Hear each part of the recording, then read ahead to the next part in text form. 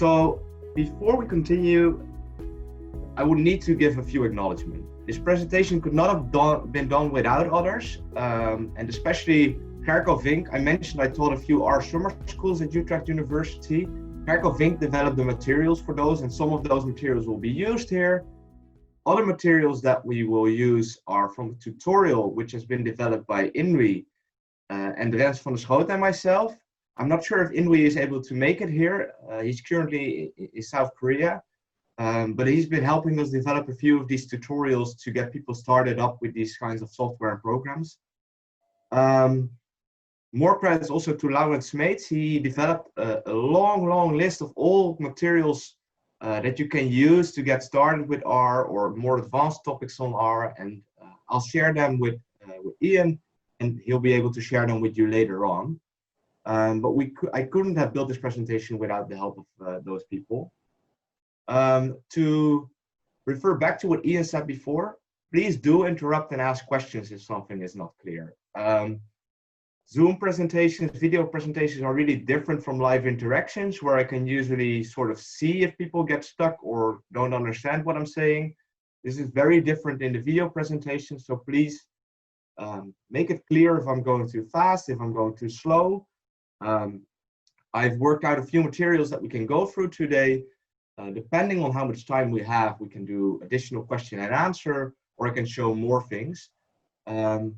But please do interrupt me if I'm going too fast, because that is definitely not the intention of today. We want to get you guys started up, and we don't want to go too fast so that you sort of get lost. So what's the program for today? First, I'm going to tell you what the difference is between R and RStudio. Those two are usually used as sort of the same thing, but they're just slightly different, and I'll tell you what the difference is. I'll go into why you want to use these programs. So why would you use R and RStudio?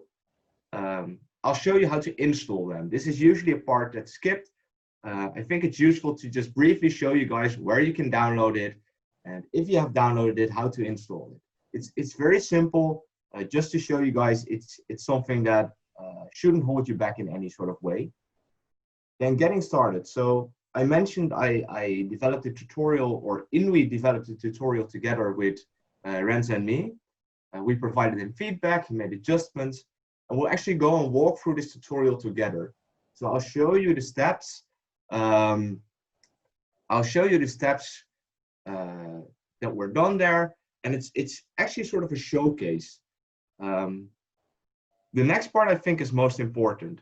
What to do when you get stuck. So we can do these R courses, but this is also something we teach in these summer schools.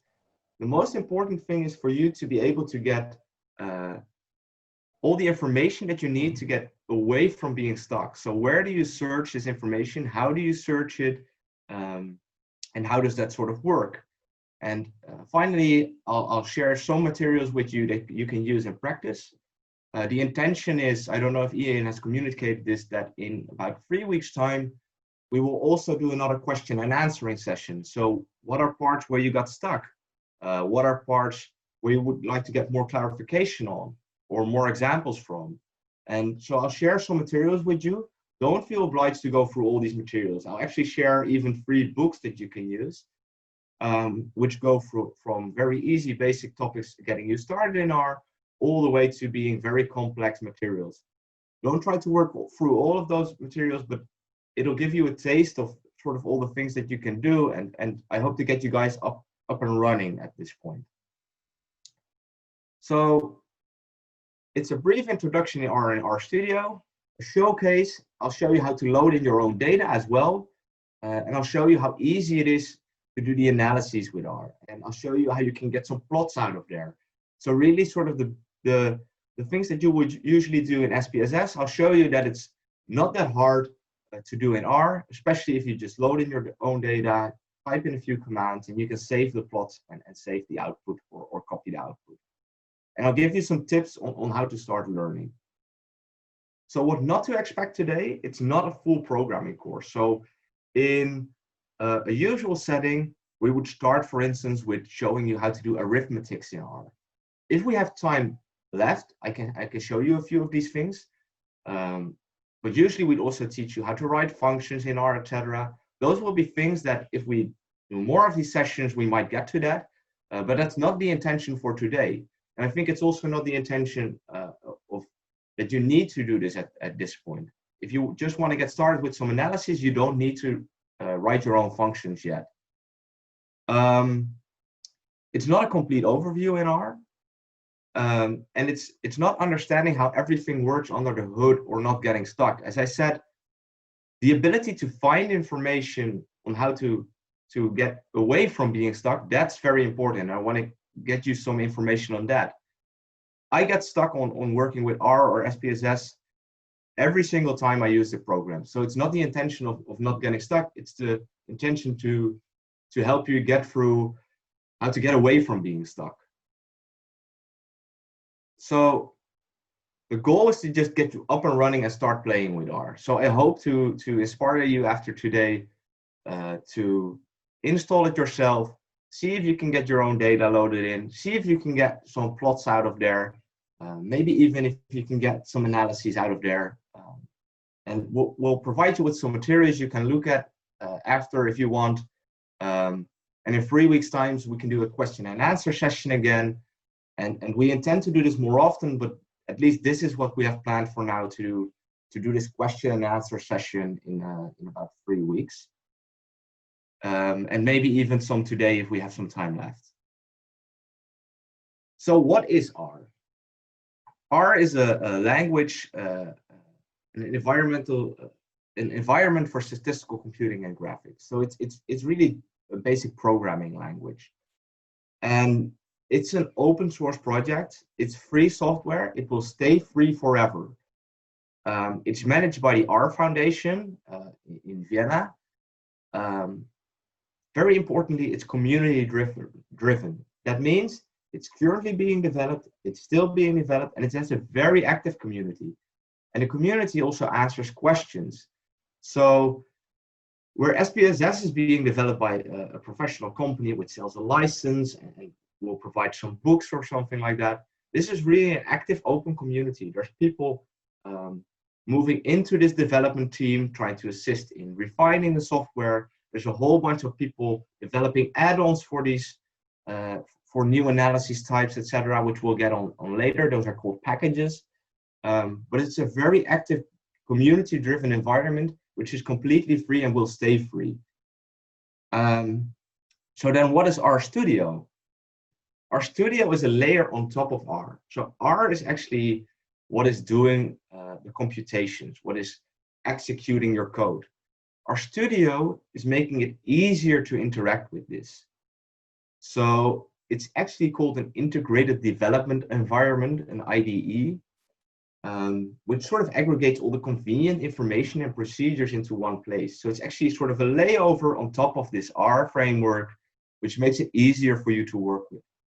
It will allow you to work in projects, which is something we won't get to today, but is very useful for working with R. If you have 4 different projects that you're working on, you can pick up and work on one project, just switch over to the other one, and you will find it exactly as it was. It manages your code with highlighting. So one of the frustrating things when you do coding is you, for instance, misplace a dot or a comma, or you forget to put a closing bracket somewhere. RStudio actually helps you with this. So it will highlight potential errors that you're making.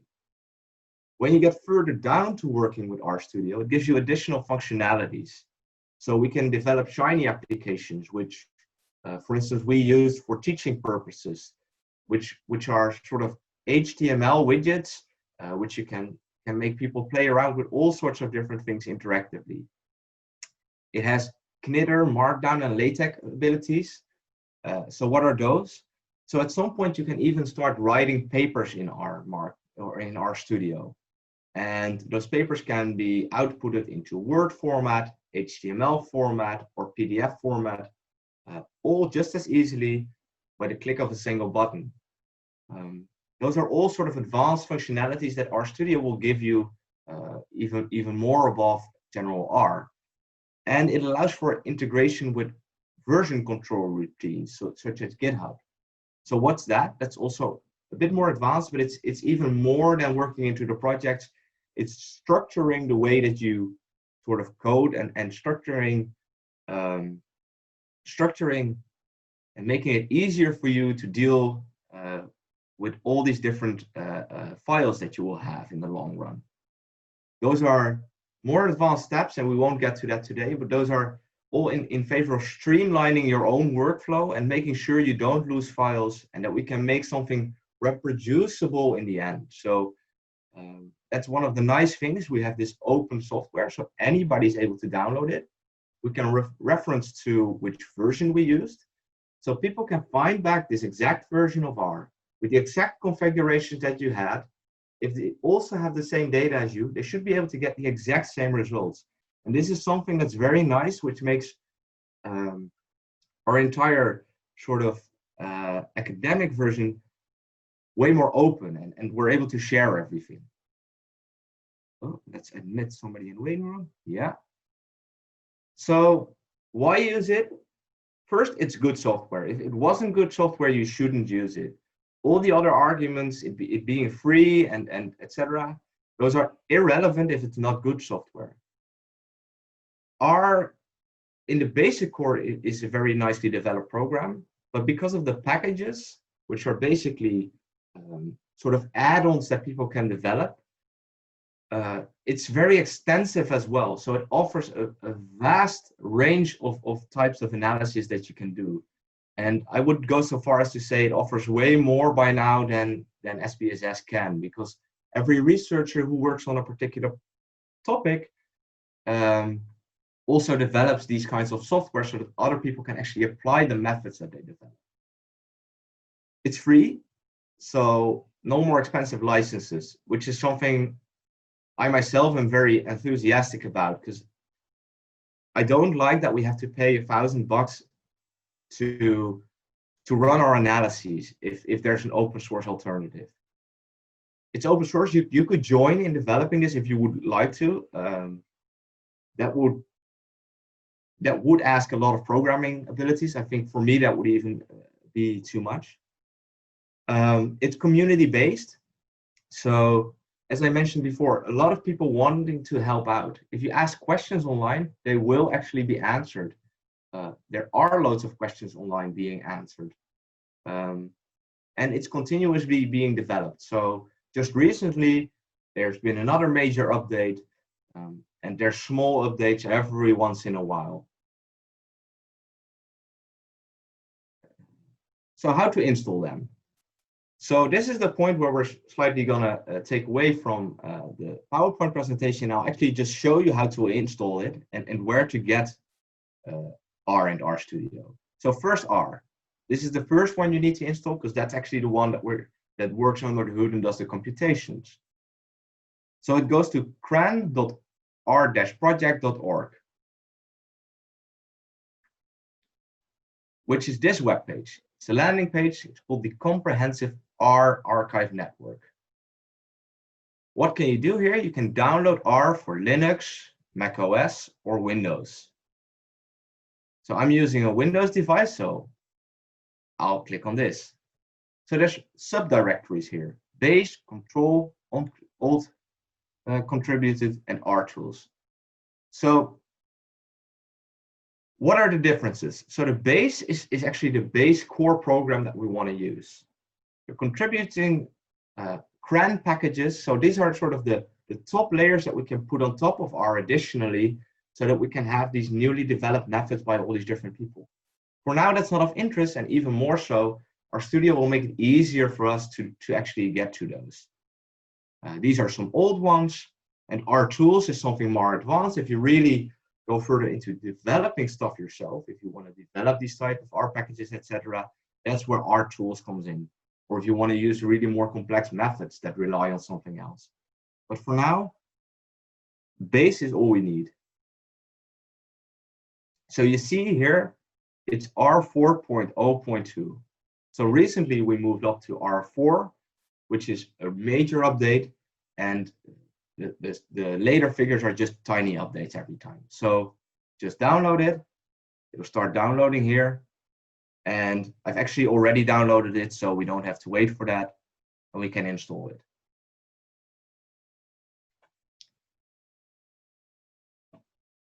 You can just select your language, accept the terms and conditions. I usually just accept whatever is here. Do I want to specify something customized? No, I don't think so.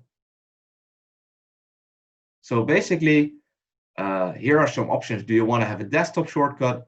I don't want that because I'm actually going to work with RStudio and not with R, so I don't need to open up R. Registry entries, this is very useful. These are good things to have switched on, which are switched on by default. And it installs in just a few seconds. So why am I actually taking you through this? Just to show you guys where to get it, seeing how easy it is to install it, and that it just takes you a few minutes.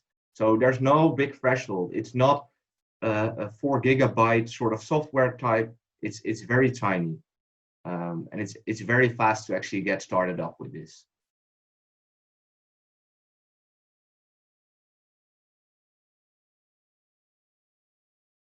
And we're almost there, and we're actually done. So installing RStudio.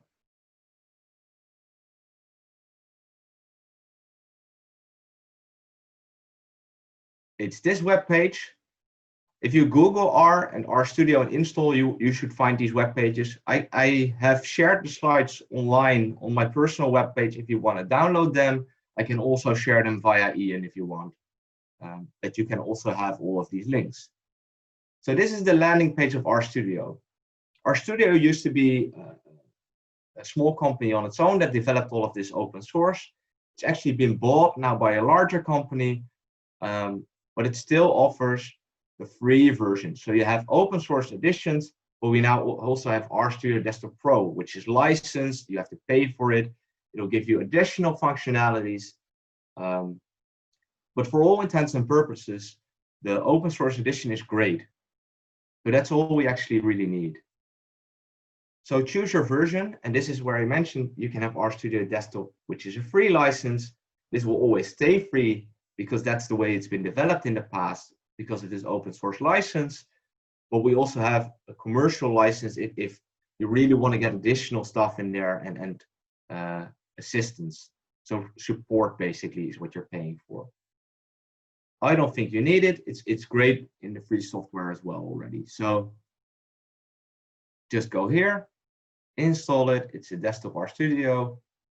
Again, easy just to download, and it'll install very quickly as well. Already downloaded it so that we don't have to wait for that. Again, I just used the defaults that they're giving me. It's 3 clicks, and we should be getting there in just a few minutes. So, as I mentioned, the slides are also available from my own personal webpage. It's just my name, ducoveen.com, and you can download the slides right there so that you have all these links as well. And I will share them also via Ian. So RStudio takes a little bit longer, but it doesn't take all that long to install anyway.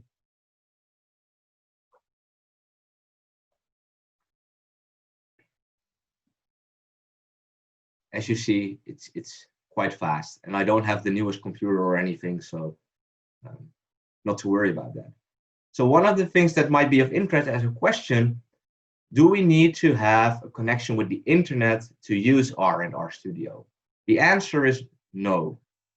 If you want these additional sort of options that these packages give, you need to have internet to download those initially, but not while you're working with it. So if you have these things installed already, we can use it without any internet connection whatsoever. So it's basically downloading this and getting started. So what will we do now? We've installed R and RStudio, and we'll actually go through this tutorial. It's available at rensvanderschoot.com/tutorials, and it's been developed mainly by Inwi, and Rens and I have assisted. It uses a dataset example on antisocial behavior. So I'll quickly show you this. So this tutorial actually, it has all instructions. Also, it sort of tells the same story that I've been telling you so far. What is R? This is actually what the basic R looks like. So it's a very basic one window screen. RStudio, I'll show you that in a minute when we open it as well. It has more panes. I'll explain more about this as well, but so just so you know, you don't have to ride along too much. All the information that I will be presenting, we can also refer you back to the web page. And so this session is also being recorded. So just try to pay attention and focus on the questions that you potentially have instead of trying to ride along with everything, because all I'm telling will have the resources to give you to look back at it. So when you've installed all of this, how do you get started? We show you how to get started in this, and we show you how to load in some data. We show you how to explore this data. And I'll show you this in a live demonstration in just a minute. But just to get you a feeling that everything that I'm going to show you, it's also here, and you can find it back and refer back to all of this if you have additional questions. There's even more in this. As I told you, finding help is very important. And this is also in the tutorial at the end. So what are the best advisors where you can find help when you get stuck? I think that's very important. So also this link I'll share with you guys. But now I'll briefly show you just what RStudio looks like. When you've installed RStudio, the first time you open it, it'll only have 3 panes. There's the console pane, in which we can actually execute some code. There's here this environment pane. So it will show you what's actually being loaded. So which data do you have in memory? Which manipulations of data do you have in memory? Which objects do you have in memory? Those kinds of things. It'll show you a history if you want. What did I do previously? I'm actually going to clean this so that we can see in the end. So even this is new, there's tutorials here. So this is a useful place because in the basic R, this is not visible. And you have to remember everything which is in your memory in the computer. This is really easy because now you can see, oh, I made a mistake. I changed the name of some object, or what was the name of some object. So here's some additional panes. You have the files. So which are actually files in a working directory, and where can I actually find stuff on my computer. There's plots. If we create nice figures, this is where we can see them. But not only see them, we can also export them and save them, which is very useful if you want to use them, for instance, in a paper or in a lecture or in a class or a presentation. So that's very useful. There's packages. I'll get back to that in some more, but packages are basically additions to R. So the base of R has a lot of functionalities, and these packages allow you to do even more. There's help. So all the sort of functions that are in R, if you write a package and additional functionalities, you have to write help functions as well. So you have to do explanations, and the base explanations are great. Depending on how much effort there's put in by the developer of the packages, some packages have enormously useful help functions as well. And the viewer, which is for 3D and interactive plots even. So these are the 3 panes that we actually start with when we open up R.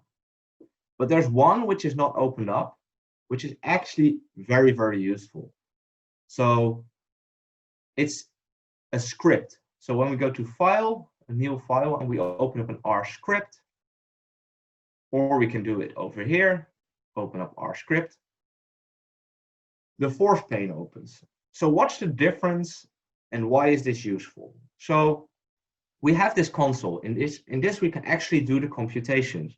So for instance, if we want to do 3 times 2, I can press enter and it'll tell us it's 6. This is computations in the console. We can do all sorts of things, and basically everything gets pushed through the console, which is basically your core R. The console is your core R. And so all the executions are being done there. But sometimes we want to write something more elaborate, or we want to write a sequence of analyses. Just like in SPSS, you have these scripts that will take you from loading in the data, structuring the data, running the analyses. So too are the scripts in R. And they will allow you to save your work, because they will allow you to save the scripts. Save as. I will save it in the folder in which I also have the presentation. I will call it nwu.r. And now we save the script. So every time we manipulate things, every time we run, we want to edit something, we can save it there. This is very useful for making everything reproducible. It's very useful for not having to do everything in the same step again and again. You could even have some standard procedure of analysis that you want to do and create a script out of that. So these are the pains that we're seeing.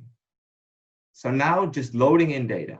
It used to be that you had to write code for almost everything, but RStudio is developing more and more in a point-and-click system as well. As I showed you here with exporting plots, and I'll show you that in a minute as well. It also has developed now a nicer interface for actually loading in data. So file, import your data set, and for this example, we're going to use an SPSS produced data set, which is something that we have lying around because we used to use SPSS a lot as well. So I'm going to load some data from SPSS. And now I actually get this pop-up warning. This is something that happens only the first time you install R and RStudio usually. It says that we have to preparing data import requires updated version of the following packages, Veen and RCPP. Do you want to install these packages now? So it says this functionality that you're trying to use,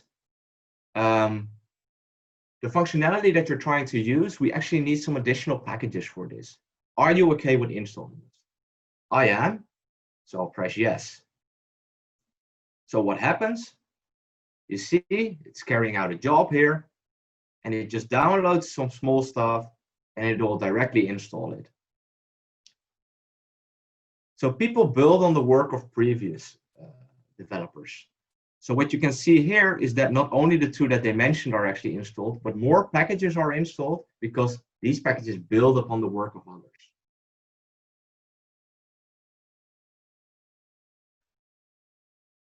So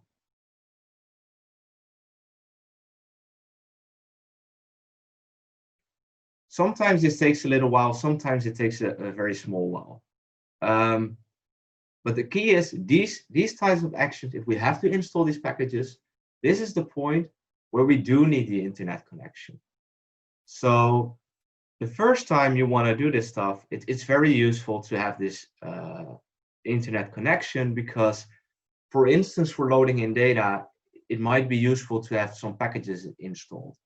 And well, that's also why I'm showing you this in a live demonstration. It takes a little while to set it up initially. Once you have this installed, so this is now taking a little while, but the next time we want to use this, we don't need to repeat this. It will stay installed, and it will actually be fine. So this is actually also taking a little bit longer than I expected because I updated the version of R to 4.0.2 live together with you. And I previously had a different version installed. So it had to reinstall the package RCPP, which is a larger package, which is why it's taking a little bit more time. So I can continue with the tutorial a bit about things that you need to know, because that's relevant in any case. And in the background, it'll just install these packages.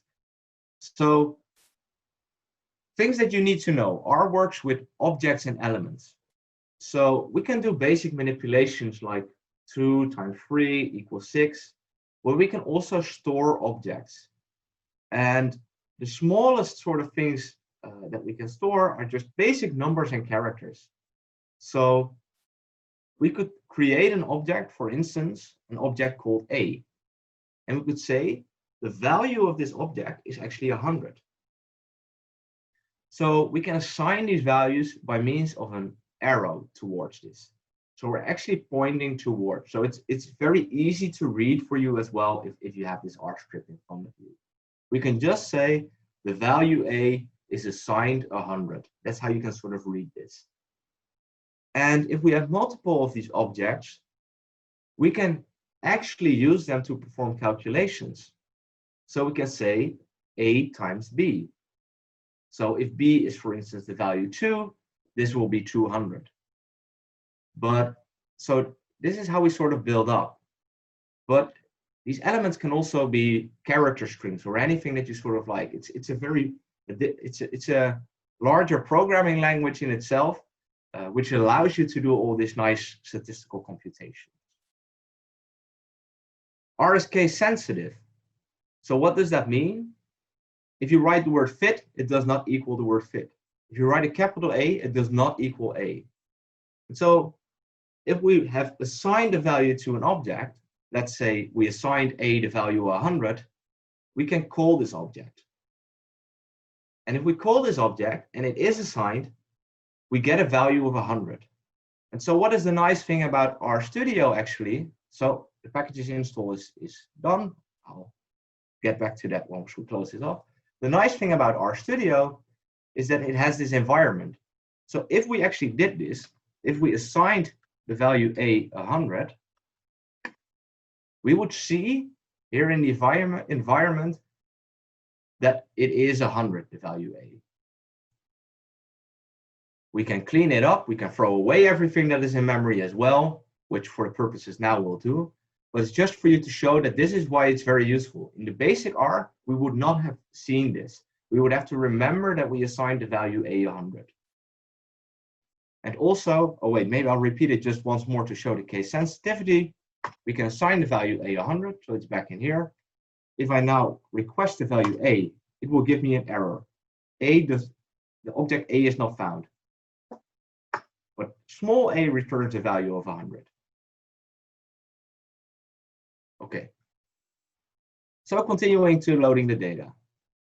So all the jobs have been done. It's successfully installed. We will import this data set from SPSS, and it will give us this nice window here.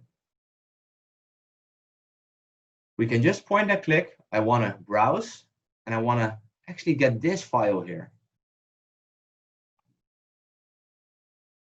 It'll give us a data preview. It has a respondents number. It has something that identifies these participants as being Dutch or not, their gender. Actually, the SD variable is social desirability of the answers that are being given to a certain questionnaire. And covert and overt are actually referring to covert and overt antisocial behavior. We can have different types of things. So the nice thing is it's point and click. We could just do this import here. It will show us the data because we have this open in data viewer, but it also has this code preview. Why do I say this? This is actually something that we would like to copy and paste. I will select this, I will copy paste it. So we could either now directly use this import. It has the data now in memory, and it pops up a window which shows us all the data which we could look through. We can just close that down. Additionally, it also generated the code that we could have used. And this is something that is very nice to save in your script. So actually, if we copy paste this here, we can see it needed to have the library Haven loaded, because that's actually the functionality somebody developed in this Haven package. We want to use one of those, namely the read SAV. And it'll give you the comments on where it is presented in my computer, etc. So we could actually, for purposes, I'll show you, we could throw away this from memory. So now we don't have it anymore. We could run this code. So there's a run button over here, which you could use, run the current line or selection.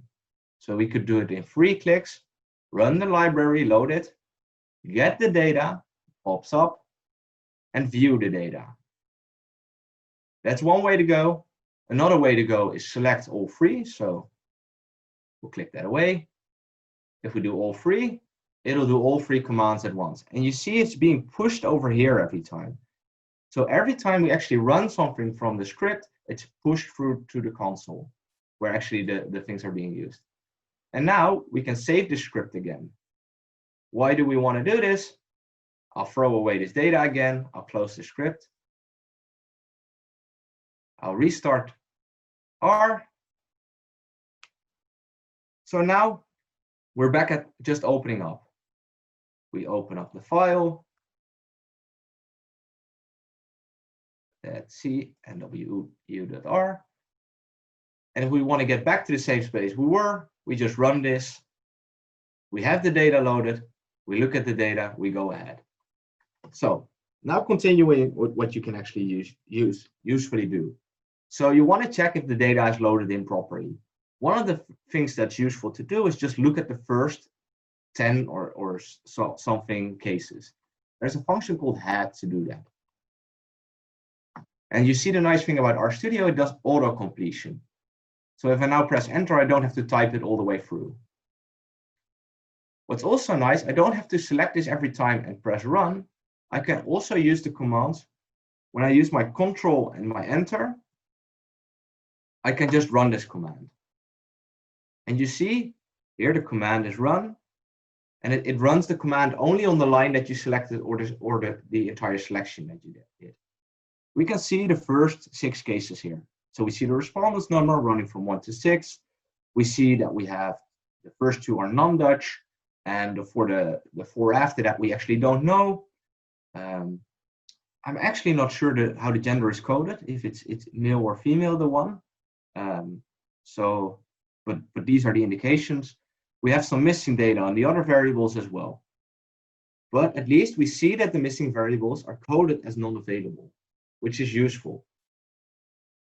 Because sometimes when we use SPSS, for instance, we use the values -999 to hard code something that's not available. This will allow you to see if that's at least done correctly. Something else which is useful. We want to look at the structure. So we want to look at the structure of this popular regression. So what does this give us? It says it's a tibble, which is sort of an advanced form of a data frame. It says the first variable, resp number, is numerical. So that's the type of variable that it is. So it can be numerical. It can also be, for instance, a character. It can be a factor. So those are relevant sort of aspects to know. For instance, sometimes you want gender to be actually a factor and not just a number for your analyses. The Dutch are numbered, are numbers where your male or female is numbered, etc., etc. We can also do a summary of this data.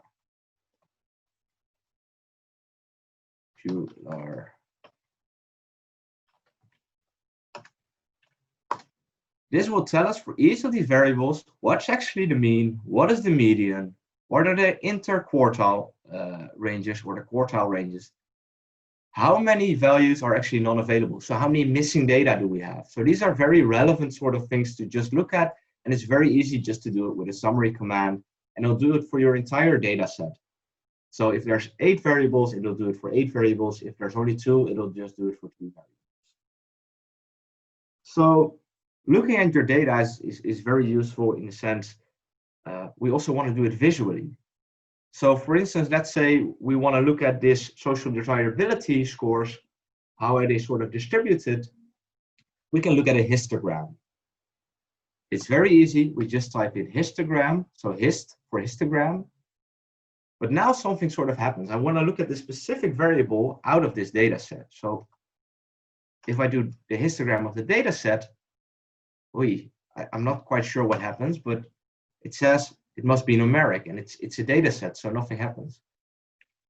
So if we want to actually get something out of this data set, a specific variable, we can use the $sign.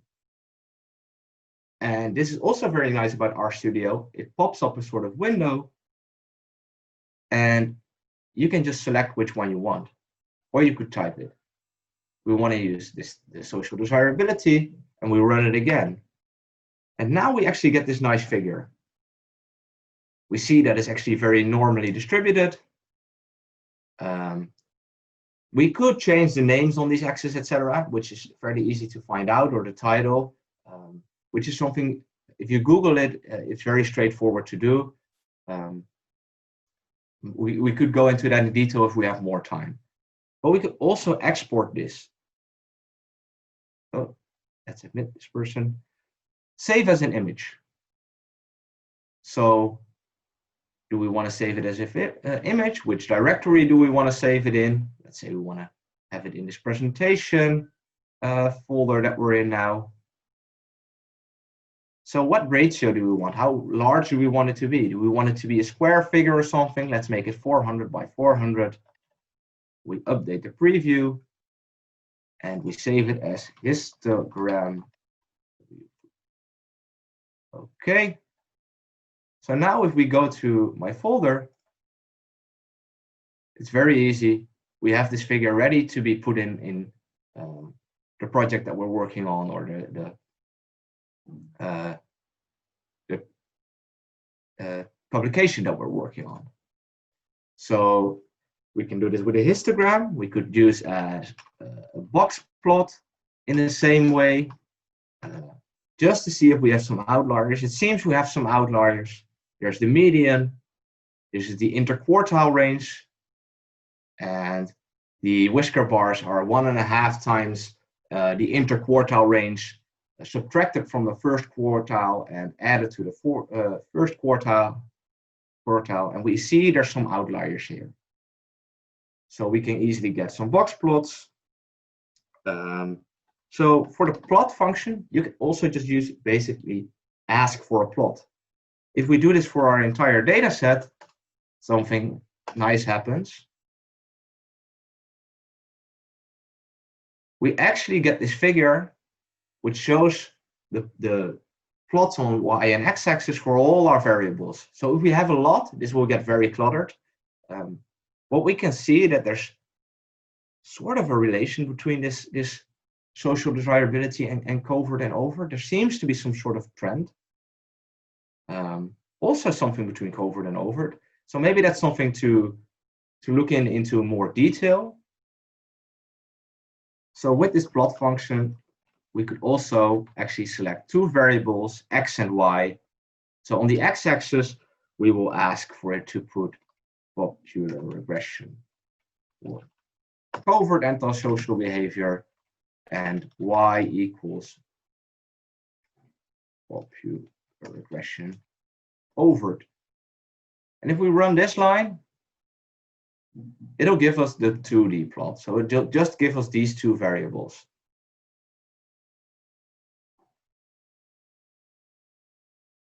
And just for the idea of how easy it is to manipulate this, we could change the X label, which is called XLab, to O, which we used X is covert, so X is covert. So if we run it again now, we see that actually this X label changes to covert. So it's easy to manipulate. You can get information out of it very easy. How do I know what these arguments are? Well, I've used this function a lot of the times, but we can ask R. So there's this question mark function, which allows you to zoom into this function. So I just do question mark plot. I run this, and now this help window pops up. So apparently, there's more functions that are called plot, but I want to use the one generic XY plotting from the base plot, from just the basic R. If I click on this, I will get a help screen, and it will give us a bunch of information. It says it's just for simple plots, for simple scatter plots. It'll tell you more availabilities about functions, data frames, density. This is an important section, usage. So what are the inputs that this function will take? And those inputs are actually defined by these arguments. So x, the coordinates of the points in the plot. Alternatively, a single plotting structure. So the single plotting structure meant that if I only provide this one argument, this entire data frame, we will just automatically do that for this data frame. If I have the y, it will provide the y coordinates for this plot. In this case, the overt antisocial behavior.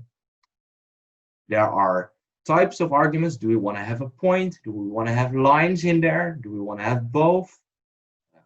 So we could add that, for instance, type equals, well, it says here, let's do a B for both. What happens? We run it again. And now something weird happens, because this is something that we actually didn't expect. We didn't want to draw lines because it is meant to be a scatter plot for us. It doesn't make sense to have lines, but it will draw it. So you have to use your own thinking as well. Okay. And here are the other things. So you can have the main title, you can have the label for the x-axis, the y-axis, etc. So you can change those following the instructions in the help argument to give you a nice plot that you want to use. So let's shift this back so that we have the spacing a bit nicer again. Okay, so this is the question mark and the function name. So question mark histogram will take you to the histogram description. So this is the first very important thing to realize in helping yourself. If you have questions about a function or anything it does, use this question mark argument. Okay. Let's remove this for a bit because that was something very weird. But we will save the script now because we're already generating a lot of plots. So what happens if we would throw away everything again, clean everything, just throw away this, restart R. We open up our file.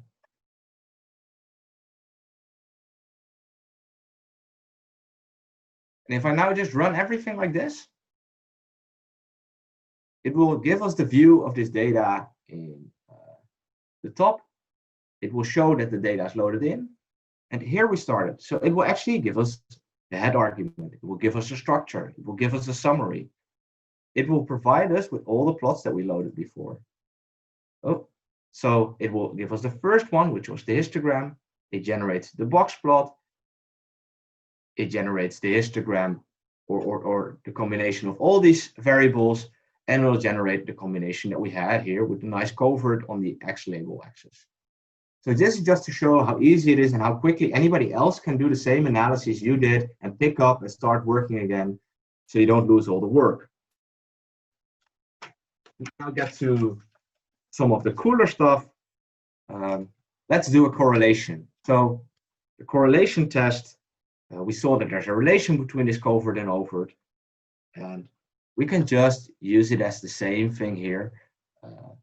For X, we will use popular regression, and we will ask for the covert variable, and for the Y variable, we will use popular regression, and we will use the overt variable.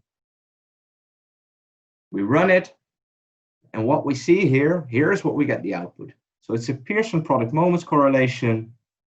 It has a t value of 15.318, 1,341 degrees of freedom, and a p value that is very, very, very tiny.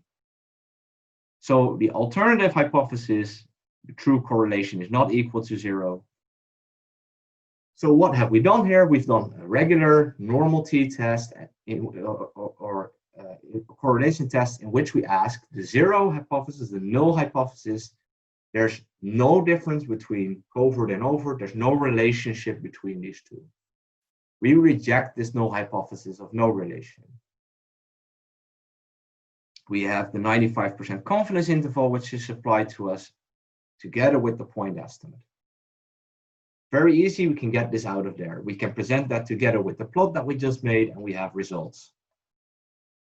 So we could do something more complicated as well. And now it becomes a little bit more interesting. So let's say we want to do a regression. A regression is done with the function LM, which stands for linear model. So let's say that we want to have this social desirability be predicted by this covert and overt antisocial behavior. So Why am I now not typing in this popular regression, etc., $? I could do that as well. And that would work. Wait, let's see. Popular regression, $1.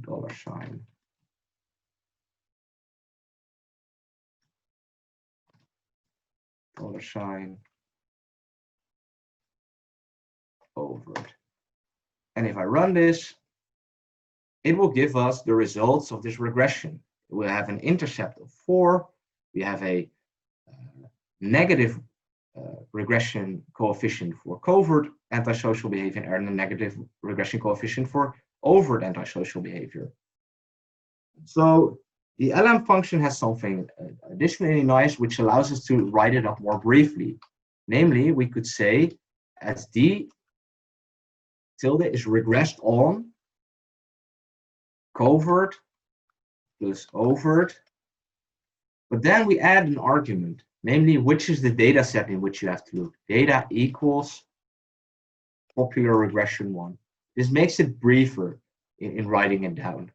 This is where the data set is. These are the variables I want to use. It'll give us the same thing. Same coefficients. But wait, now we don't have all the information that we want. So for instance, we might be interested to see if we reject null hypothesis of no effect. So this is a very brief explanation which is pushed through. But there's more information coming out of this function. And this is where the assignment again is very useful. So we have a fit of this regression. So we'll store it in an object called fit.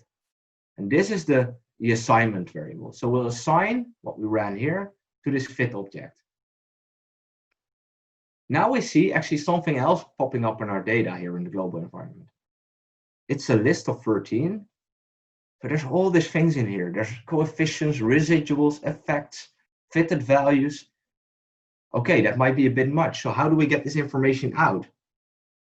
Well, again, the summary function is very nice. So we ask R to give us a summary of the things that we actually fitted. And now we get more information. We get information on the residuals.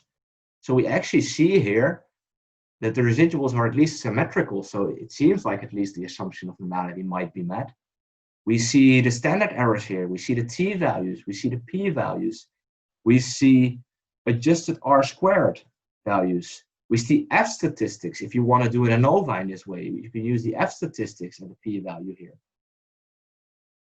So these are all additionally things that you can do. And you see it's very straightforward. It's basically to do a regression, you have to load in this data. You have to write up this command and ask for the summary, and we've done it. So it's just 4 lines of code. Okay, so let's say we want to do a t-test. So I can imagine it's sort of annoying in seeing me type in these commands, but you're wondering, how should I find which test I need to use or which commands I need to use? So let's just use the internet. I'll do it in a incognito browser, because that means none of the history of my computer is taken into account. This is something that you will see and pop up whenever you do the search for the first time. So let's say I want to do a t-test in R. There's all these things telling you what to do. There's this one web page which usually pops up, rdocumentation.org. That's actually a documentation site which is comparable, which actually shows the help functions from R. So let's take a look at that. We could also take a look at the first one. The first one will actually give you a very brief introduction. Also very nice. It also refers you to the t-test function. Paired t-test, it says how to do a one-sample t-test, independent two-group t-test. But the same information is here in the R documentation. It says the function is called t.test. You have an x value, a y value. You can specify which alternative hypothesis you want. Do you want to do two-sided tested, one-sided tested, less or greater? Do you want to do a test against a specific value, which is not the null? We can do that. We can do a paired sample t-test if we change that argument to false. And which sort of confidence interval you would like. So you see this parrot is false. By default, it is false. If you want to have it set to true, you have to add that argument. The confidence level by default is set to 95%. We could change that to a 90% confidence interval, but we have to change that argument then. So we found which function we want to use, and just to show you, if I do the question mark t.test, I run it, it will show you the same page. This is actually the same page as this R documentation page. The benefit here is that you could also run the examples directly in an interface here. So let's do a t-test to see if covert and overt are actually different. So the t-test,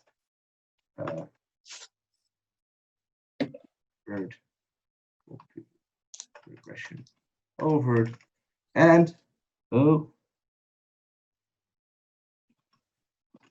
just had a spelling mistake there. And we get the t-test, which gives us a small p-value, which rejects the null hypothesis of no difference.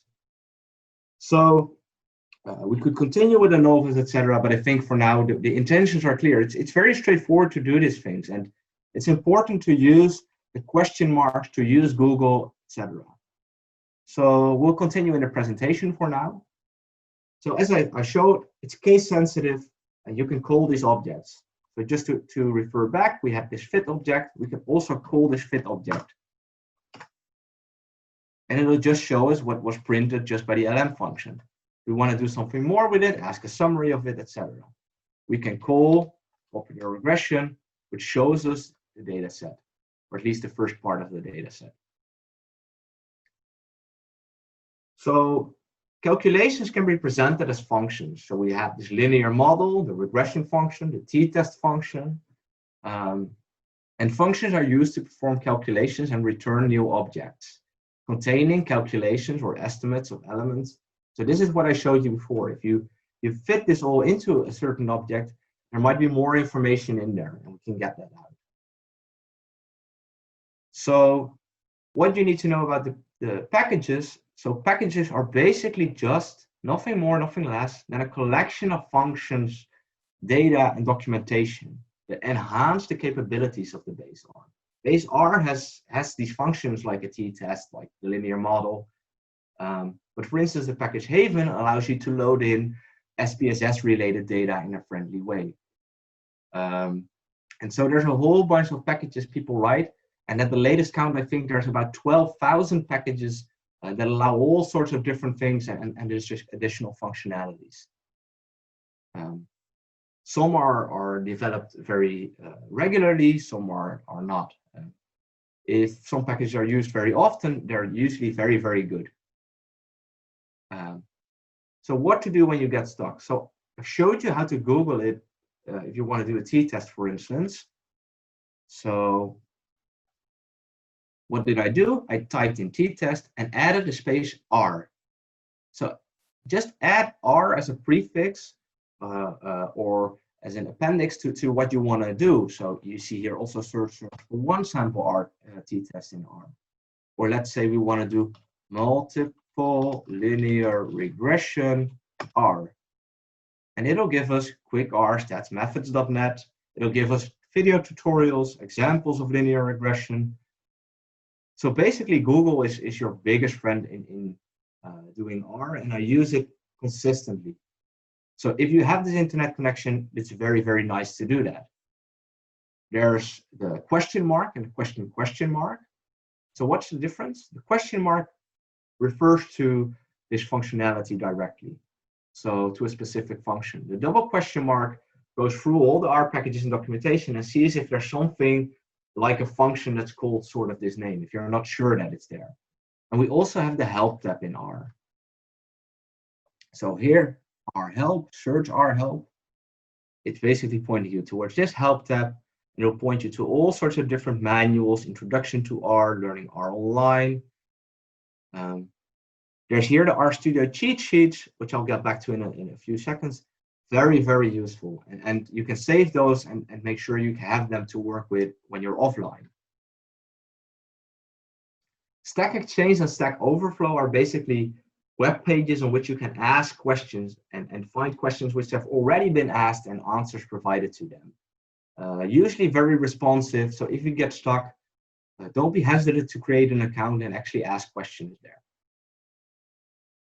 Again, I just want to repeat it again because it's so useful. Just use Google. It's usually the main way to go if you get stuck. But the cheat sheets are also very useful.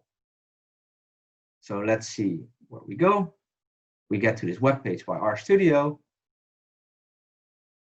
And we actually see there's so many cheat sheets. There's all sorts of packages that allow you to do complicated things. For instance, Keras package will allow you to do deep learning. There's a cheat sheet for that. If you want to use dates and times, there's a cheat sheet for that. If you want to do data importation, which is some of the things you will walk into first, cheat sheet, very useful. If you want to somehow manipulate your data transformation. For now, something very useful is the base R cheat sheets. You can just download it. It's a PDF, and it'll just show you all sorts of things, getting help, how to use packages, installing them, loading the packages. So there's even more information on this base R cheat sheet than I'm already showing you, and perhaps in the next time we could get towards more of these things. There's mathematical function that points you to the logarithm, the sum, the medians. It'll show you how to do variable assignment. And so there's some statistics. It says here how to do a linear model, a generalized linear model, if you want to do logistic regression, for instance, t-tests, propensity tests, summary.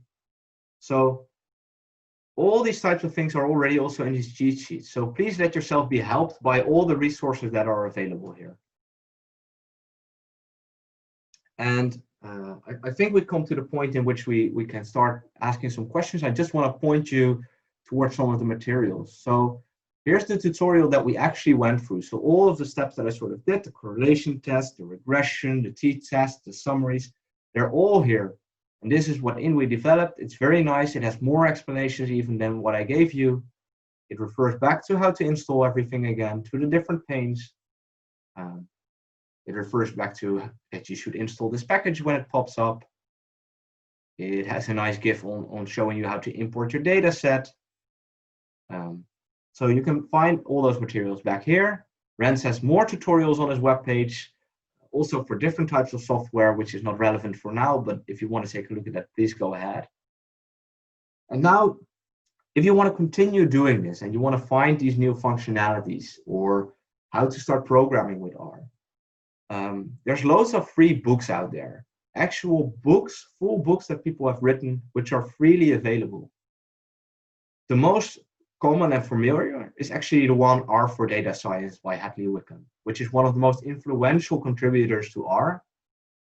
That can be found on this webpage, but I first want to show you the hands-on programming with R. This is actually made for non-programmers, and it's sort of meant as a book before even. So it takes you to this web page, and well, it tells you to welcome. It can allow you to click through the book. It has a preface, a weighted dice example, the very basics. It again tells you what is the interface, how to do simple manipulations, how to get some figures out. So this book is really meant, if you want to get started with it, just try it out. It's free, it's open. I mean, it's great. And it even gives instructions on how to program in a way in which it's also easily readable for other people. So it tells about functions, arguments. So this can really take you a step further. This is the easiest, most basic book to get started with. And then if you want to do more, if you want to do more complicated materials,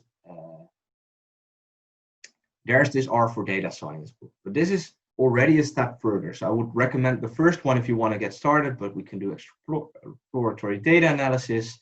And this already goes into working in projects, etc., which is something that we might be able to go into in the next meeting. So these are just a few of the materials that are out there. I will send you something developed by Lau and Smeet, which lists everything, I think almost 30 sort of sources that will help you learn R. Don't get overwhelmed. Don't try to go through all of them. It will list also which are for beginners, which are for more advanced people. But it also shows, for instance, YouTube videos, if that's something that you're more comfortable with learning than using a book. But if you want to start out, maybe try and start out with this one, as it's more the introduction.